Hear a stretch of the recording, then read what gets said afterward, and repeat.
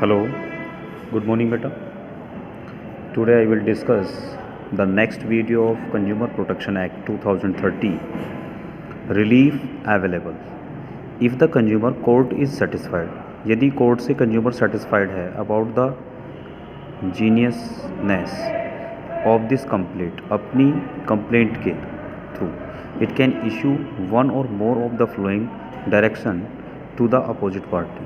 ठीक है ना, यानी अपोजिट पार्टी के थ्रू एक दूसरा डायरेक्शंस भी ले सकता है to remove the defect in goods and deficiency in services, यानी डिफेक्ट गुड्स है और डेफिशिएंसी सर्विसेज में प्रोवाइड कराई है तो उसको रिमूव करा सकता है to replace the defective products, या उसको रिप्लेस कर सकता है डिफेक्टिव प्रोडक्ट्स को विद अ न्यू वन, किसी दूसरे नए के द्वारा। Free from the defective the refund the price paid for the product या charges paid for the services. ठीक है ना, या तो वो उसको charges paid for the services करेगा या उस प्रोडक्ट को क्या करेगा, रिफंड कर देगा उसके प्राइस के कस्टमर्स को। ठीक है ना,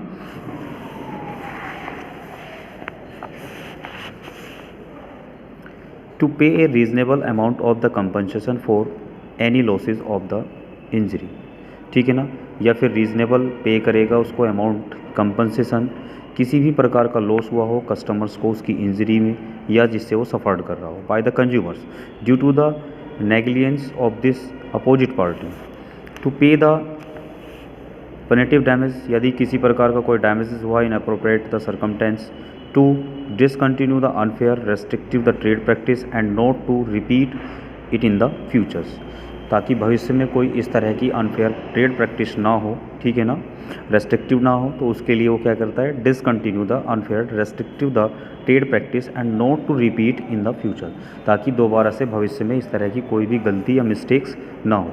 not to offer hazards goods for the sales, जो हानिकारक पदार्थ हैं उनको सेल ना करें। To withdraw the hazards goods from the sales, जो हैजर्ड्स गुड्स हैं, जो हानिकारक गुड्स हैं, वस्तुएं हैं, उनको विड्रॉ ना करें, निकालें ना, किसके लिए, सेल के लिए। To cases the manufacturing of hazards goods and the desist from the offering hazard services, to pay any amount not less than 5% of the value of the defective goods. ठीक है ना, पे नहीं, टू पे एनी अमाउंट, कि कोई भी amount जो है पे करनी पड़ सकती है, लेकिन किससे, नॉट लेस देन 5% से। ठीक है, 5% से कम नहीं होनी चाहिए उस डिफेक्टिव गुड्स की वैल्यू, या deficient services provided. To be the credit to the consumers welfare found, ठीक है ना, उसके कंज्यूमर्स वेलफेयर फंड्स के लिए of any others organisation persons to be utilise in the prescribed manners. To issues corrective advertisement, यानी जो advertisement करा रहे हैं वो बिल्कुल इशूड हो रहा है, वो बिल्कुल करेक्ट हो। टू न्यूट्रलाइज हो the effect of A misleading advertisement, यानी मिसलीडिंग एडवर्टाइजमेंट नहीं होना चाहिए। To pay the adequate cost of the appropriate party, ठीक है ना, उसकी लागत के अनुसार अप्रोप्रिएट पार्टी को पेड करना है। ठीक है, ये अब आता है कंज्यूमर अवेयरनेस। ठीक है ना, तो एक consumer awareness about the right and responsibility, consumers को अपने राइट और अपने दायित्व के प्रति क्या होना चाहिए, अवेयरनेस होना चाहिए। Can help to achieve the objective of consumer protection, ताकि वो कंज्यूमर प्रोटेक्शन को के ऑब्जेक्टिव को अचीव कर सके। इन editions it also required the consumers to get together and form the consumer organizations for promotion and protection of their interest. In India several consumer organization, बहुत सारी ऐसी कह सकते हैं डिफरेंट टाइप्स की जो कंज्यूमर ऑर्गेनाइजेशंस हैं, नॉन कुछ NGO हैं, NGO की फुल फॉर्म भी आपको याद करना है। ठीक है, पूछा गया है कि NGO की फुल फॉर्म्स क्या होती है, तो नॉन गवर्नमेंट ऑर्गेनाइजेशंस हैं। have been set up for the protection and promotion of the consumer interest. They have their own constitution and are free from the government. ये free from the governments होती है, interference नहीं करता है government इसमें। some of them are voice Delhi VOIC, ठीक है ना, वॉइस दिल्ली की है। कॉमन कॉजेज न्यू दिल्ली है। Consumer guideline society of the India Mumbai में है।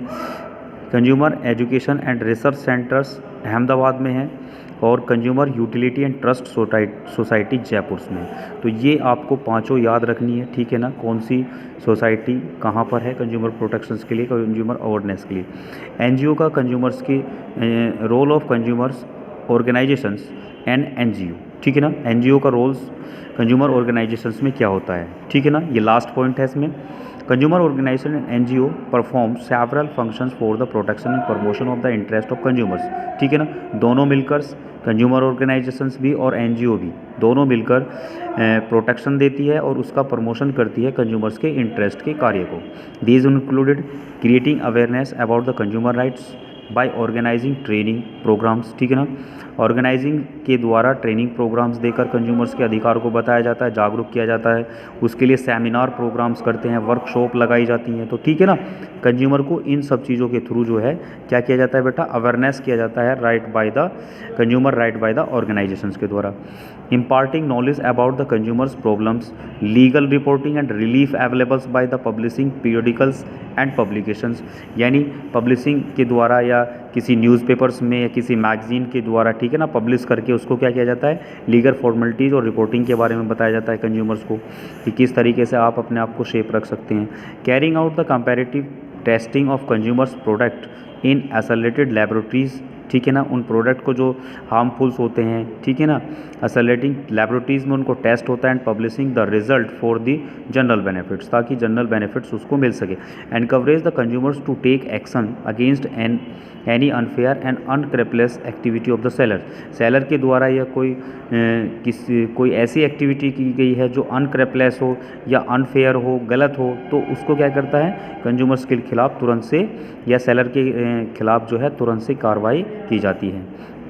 Providing consumer legal assistance by the providing advice etcetera seek legal remedy, filling the complaint in the appropriate courts on behalf of this consumers, ठीक है ना, consumers के behalf पर, उसके expenditure पर जो है कंप्लेन की जाती है according to the district level, according to the state commission and according to the national commission, और after that 30 days to the supreme courts. और लास्ट पॉइंट है taking the initiative for filing cases in the interest of general publics, ठीक है ना, initiative filling cases जो है interest के द्वारा, जनरल पब्लिक के द्वारा वो पेश कर सकता है अपनी प्रॉब्लम्स को निवारण के लिए, उस समस्याओं का हल करने के लिए, ठीक है ना। Thank you classes, best of luck, best wishes for your CBSE exam.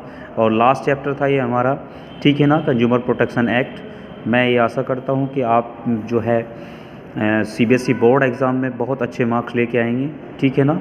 Thank you classes, best of luck, best of wishes.